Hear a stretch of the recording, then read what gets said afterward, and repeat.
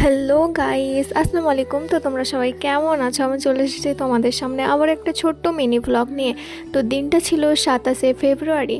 ভোরবেলা সেহরি কমপ্লিট করে আর নামাজ পড়ে কিন্তু আমি ঘুমিয়ে গেছিলাম। দেন সকালবেলা উঠে দেখি যে অনেকটা বেলা হয়ে গিয়েছে, প্রায় 10টা। তো আবার বাজার যাওয়ার একটু কথা ছিল মাকে নিয়ে, তাই আমি আর আমার আম্মি মিলে টেলার্স আর রঙের দোকানে গেছিলাম। দেন এই গাছটা দেখতে পেলাম। তো ওরা কারা কারা এই গাছটা চেনো কমেন্ট সেকশনে এসে একটু কমেন্ট করে যাবে। আর আজকের ওয়েদারটা মাশাআল্লাহ অনেক সুন্দর ছিল, প্রচণ্ড রোদও ছিল কি বলবো।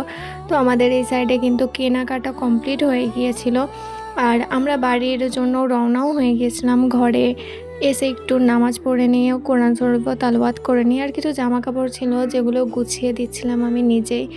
আর দুপুরবেলায় যেহেতু আমার পিপিরা এসেছিলো তাই ওনাদের সঙ্গে গল্প করে নিয়ে একটু দেন আসরের টাইম হয়ে যায়, আমি নামাজ পড়তে চলে যাই। এই সাইডে আমার মা কিন্তু ইফতারি চাচ্ছিল।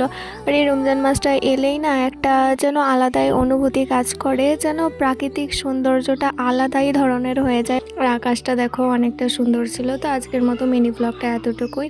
তো আমার মিনি ব্লগ তোমাদের দেখতে কেমন লাগে প্লিজ কমেন্ট সেকশনে এসে জানিয়ে যেও। তো আল্লাহ হাফিজ।